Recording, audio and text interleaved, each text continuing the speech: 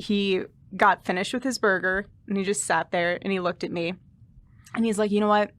I'm not going to hire you. And I was like, that's fine. I don't need this job. I'm doing plenty of other things here in Manhattan. He was like, I'm going to date you. That's and so creepy. You want to take it from there? And you said you were kind of confused. Of course I was confused. Now, I was... Because it was a job interview. You know, boss.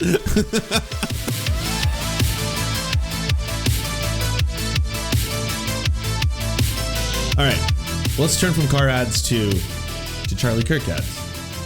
Or just Charlie Kirk. Just don't look away, none of you. Say founder and Geraldo Rivera, Fox News correspondent at large.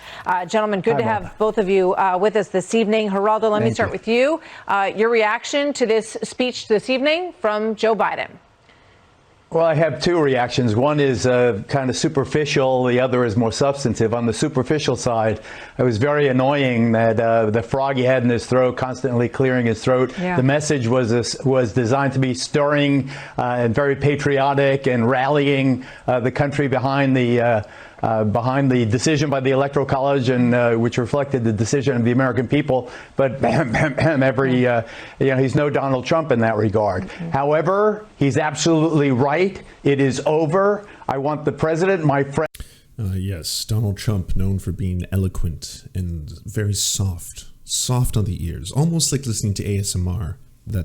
That good old Don. And the current president, the 45th president, to understand it is over. The Electoral College has voted. The longer we drag this out, the more we damage the fabric of our democracy. And almost as important, or the sidebar is, it also damages the legacy of President Trump, who should be taking a victory lap right now, celebrating the vaccine that he almost single-handedly forced the scientific community to get ready to save millions of.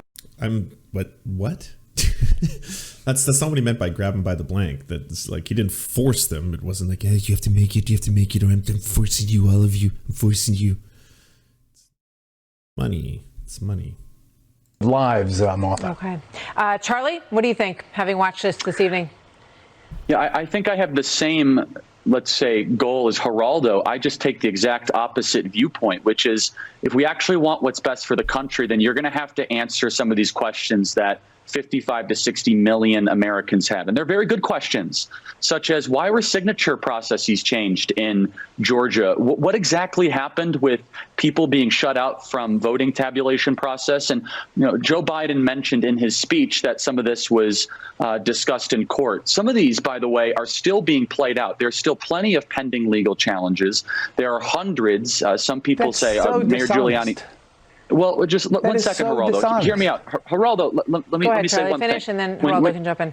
When you have 65 to 70 million people, and rough polls show that between 75 to 80% of Americans believe this, think the election is stolen. If you immediately dismiss all of their claims and say there is nothing to the fact that there was a 1,774% increase for 90-plus-year-old voter registrations in Pennsylvania, if you all of a sudden act as if there is not there was not a motivated effort to destroy Donald Trump at all costs. And these elections were very much on the margins, especially in Georgia and Arizona. And you suppress that conversation. That is not healthy for our country, Geraldo. All right, so that raises a question. For 6 weeks. Geraldo. We have litigated this for 6 weeks. Twice the Supreme Court of the United States have rejected it. 9-0, including all 3 Trump associate justices. But Geraldo, I think the question is, Geraldo, the question is, and I have a montage I want to play here, and I want to ask you both, who answers to these people, because we are one country. Watch this.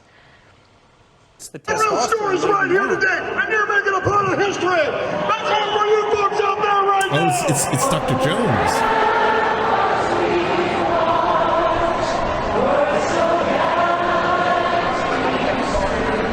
I felt that the Supreme Court should have at least heard the case. I'm from Pennsylvania. My vote didn't count.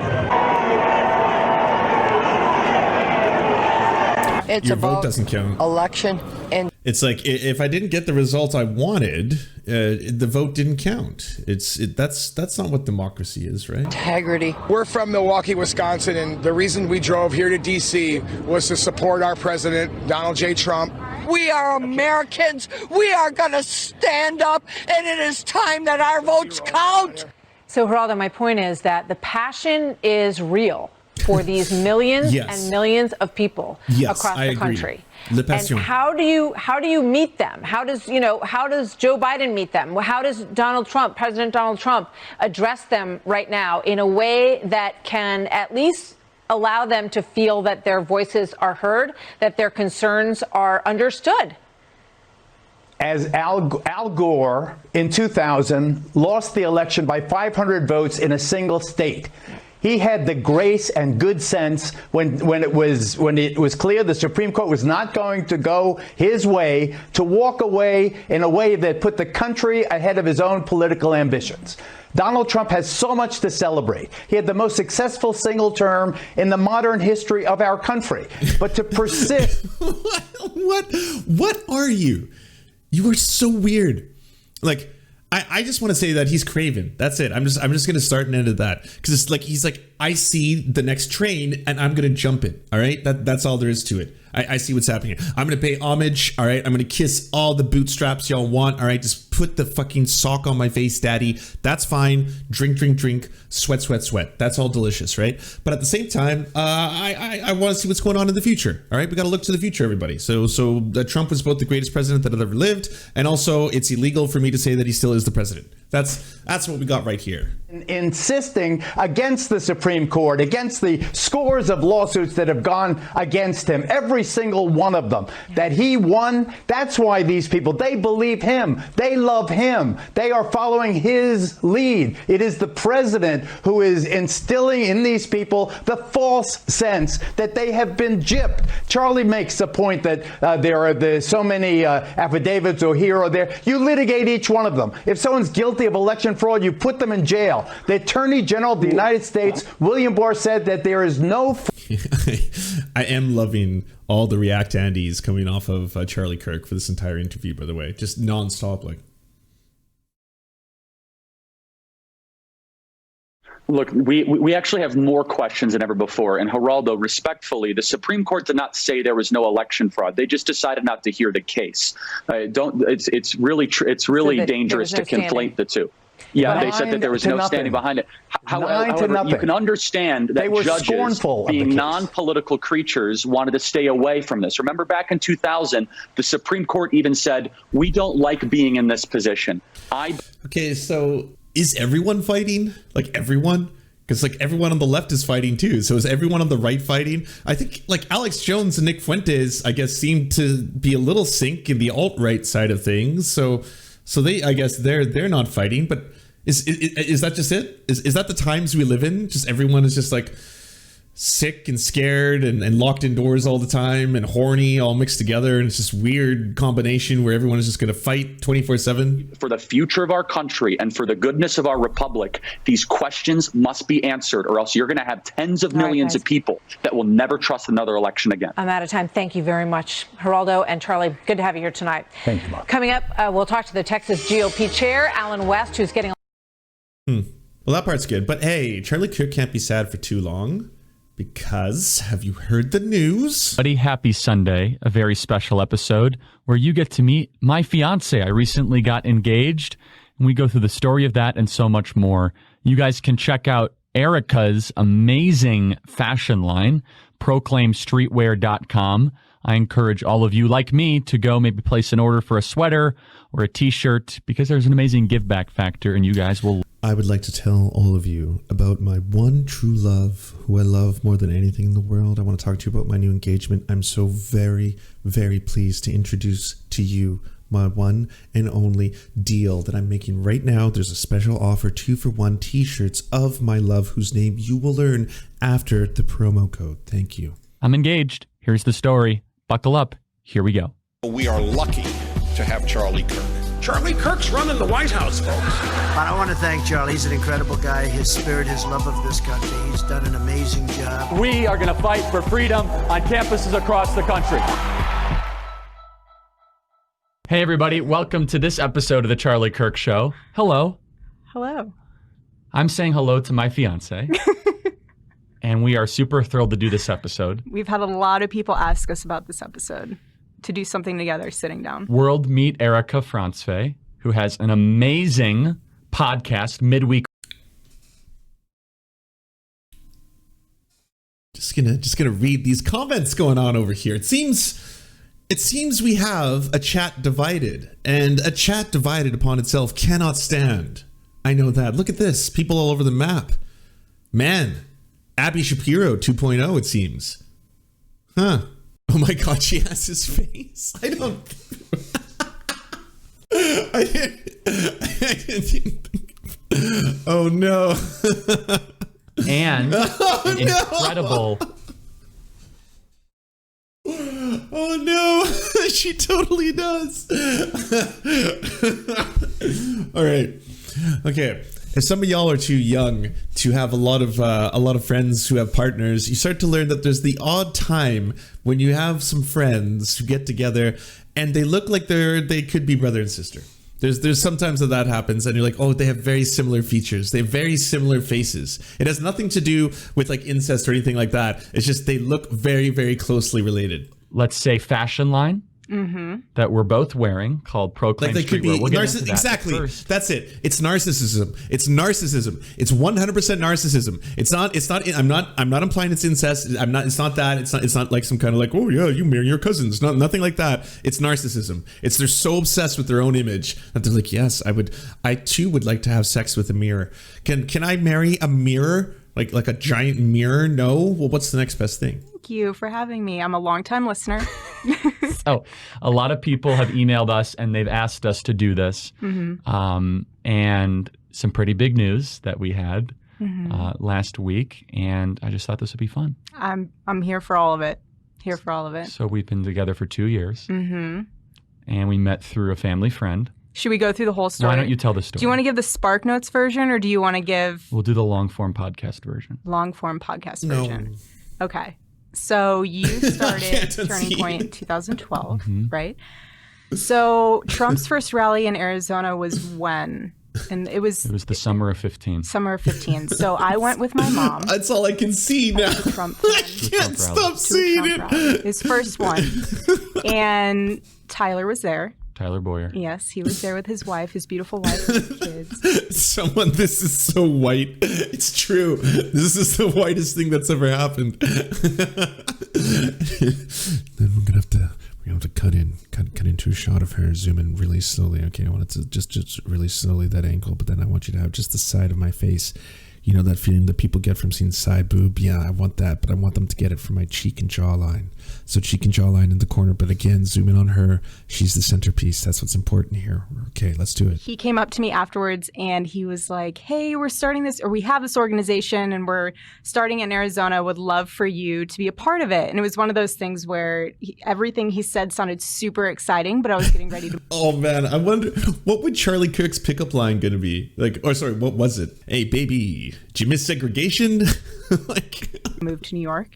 And that was a season of life that I really prayed about, and it was something that I needed to move on towards. And so I said, thank you for all the information, but I am moving to Manhattan. And I was like, stay in touch. And we didn't really stay in touch all that much. And then I went to Israel.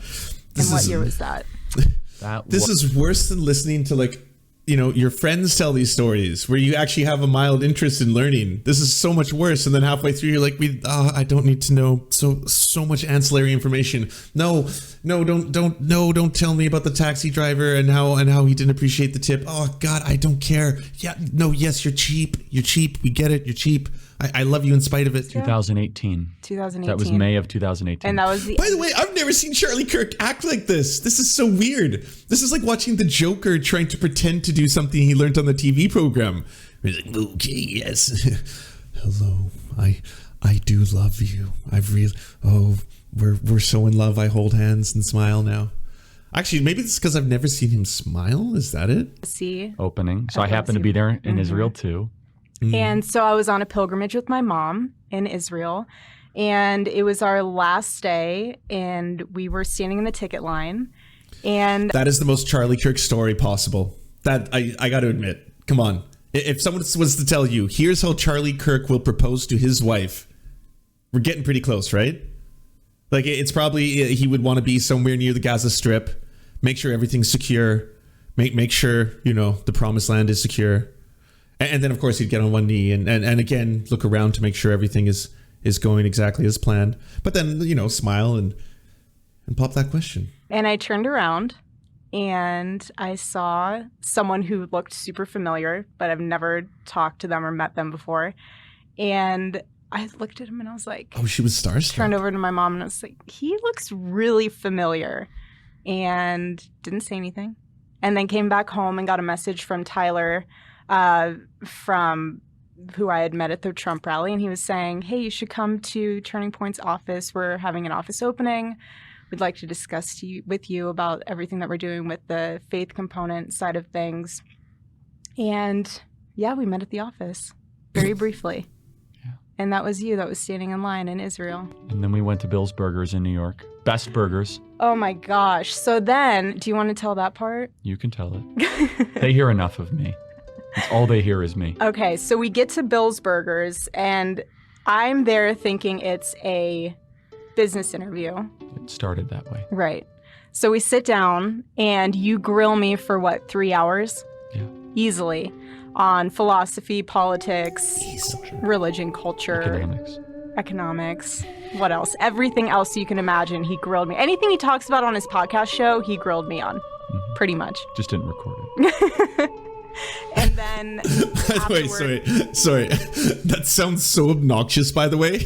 All right, I'm going to start the grilling now. Do you know what the circumference of the world is? Is it 360? No, it's 365. Oh my God, yeah, you're already wrong. Hey, okay, did you know about the Magna Carta? Okay, did you know about the Rosetta Stone? All right, yes, grilling complete. He got finished with his burger, and he just sat there, and he looked at me, and he's like, you know what? I'm not going to hire you. And I was like, that's fine. I don't need this job. I'm doing plenty of other things here in Manhattan. He was like, I'm going to date you. That's so creepy. You want to take it from there? And you said you were kind of confused. Of course I was confused. Now, I was... Because it was a job interview. Boss. And how'd that make you feel? When I was that blunt. And I ask because people are trying to obviously compare this to their own life. Mm-hmm. So how do I put this? I think we live in a day and age where dating is looked at as just this, let's go out for drinks or let's go out for coffee. Let's get to know each other. Let's, take it at the slow. And God knew I needed someone who was so assertive that was going to be like, no, this is what I want.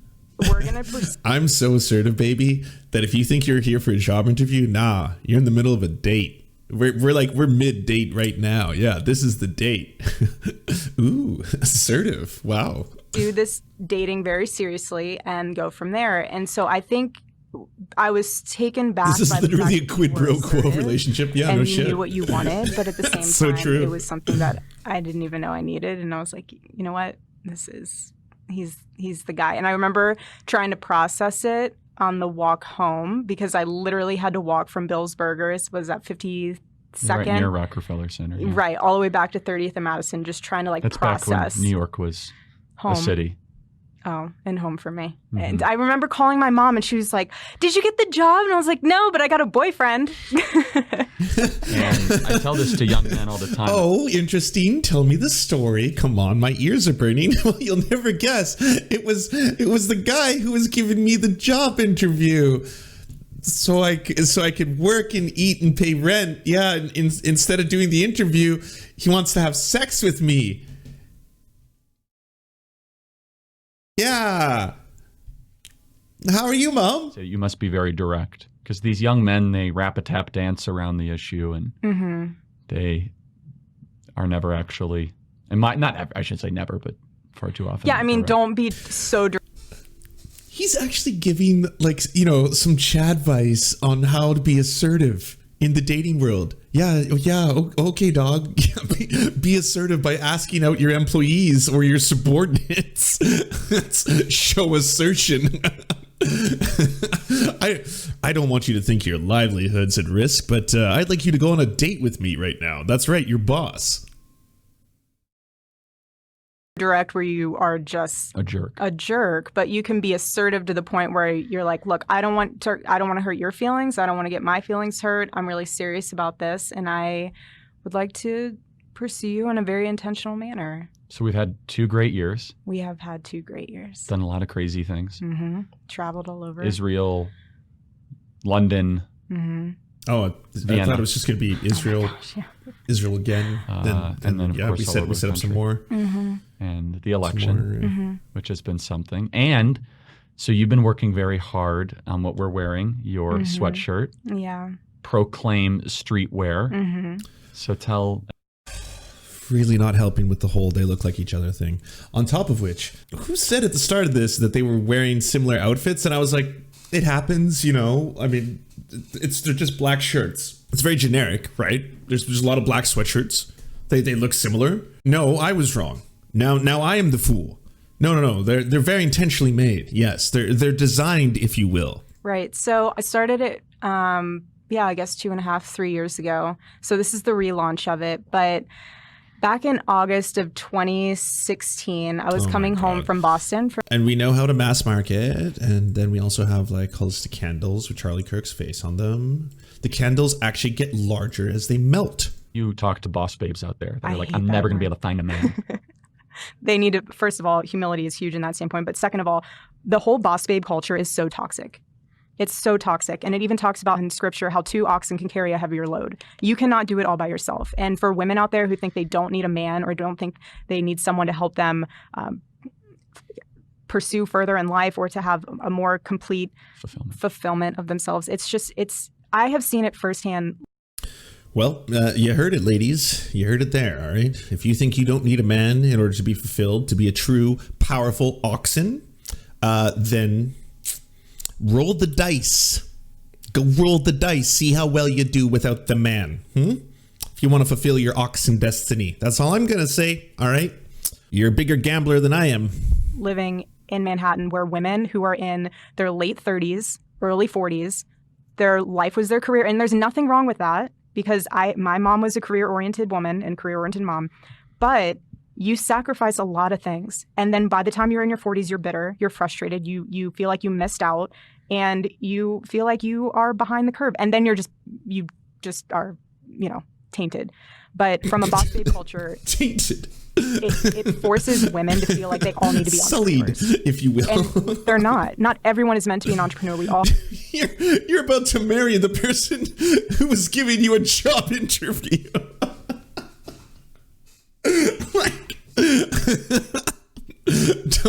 Don't make your whole life about yourself, honey. You don't want to be tainted with the brush of a worker. Find yourself a real man who will marry you in the interview.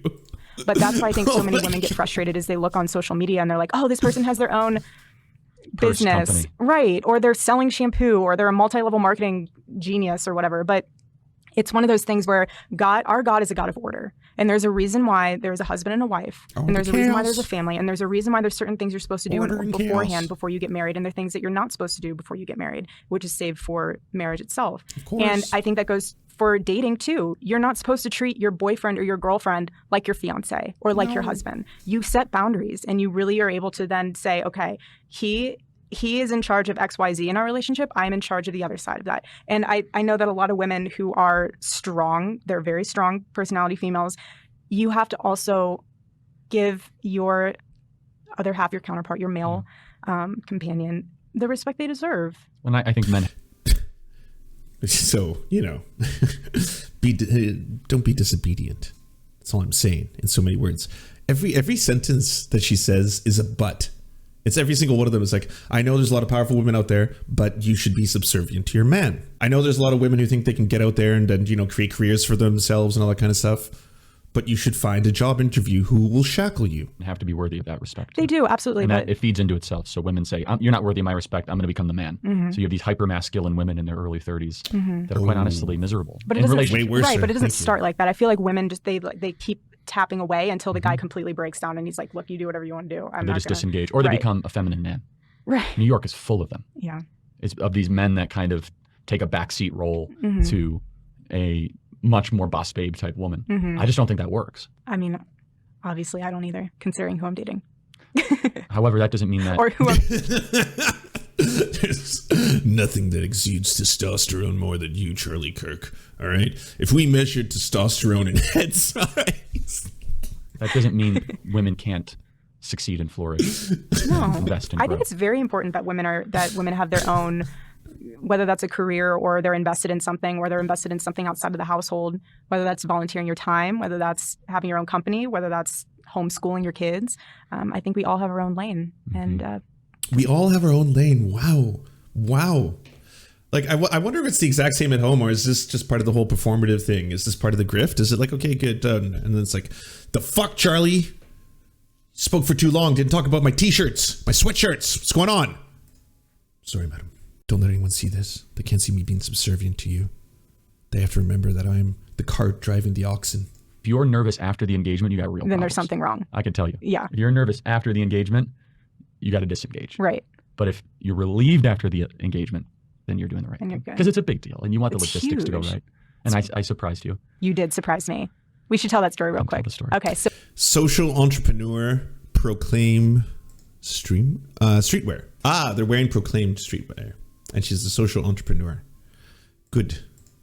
Well, I guess they're both getting something they want out of this. And that's what true love is. True love is about an exchange of materials. After all, I mean, if you want to believe in the true essence of free market neoliberalism, then at the end of the day, everything that we do, all interactions that we as human beings have, is about exchange. It's an exchange of commodities. That's it. So that's, I mean, it's working for some. Why not? What lies around the corner? Never knowing who's going to kill you. Are you the next one to be murked? You never know if it's a friend or a foe. If you want to see the biggest names in BreadTube and Left Twitch and Butterthing and I don't know the fucking names anymore, come see Left Among Us. If you want us to advertise your channel or work, please go to weareserfs.com and email us a 20 to 30 second ad, and we'll take it on to the end of one of our videos to help promote your leftist channel or progressive something. Whatever you do.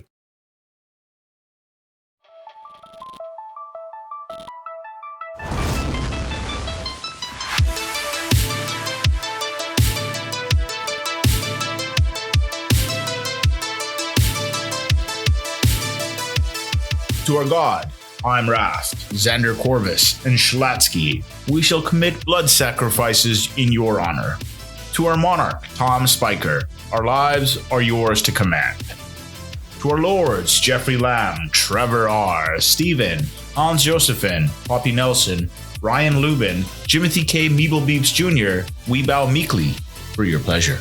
To our knights of the round table, Josh Mickelson, Dylan Bythe, Zach Christensen, Todd Buckingham, Todd Lajeunesse, Political Puppy, Jimmy Bignuts, Andreas Chitoro, Good Poon Hates Cops, That's Solid Poon Then, Dr. Zayas, Yoppy, Violent Orchard, Sophie Baby, Jack Darko, Thomas Barretton, J. Fraser Cartwright, Goofalankius, Melissa Murphy, Nicholas Marks, Alexander Thaler, Ali Rada Jaffer, Alex Gauvin, Radical Maniac, we salute you.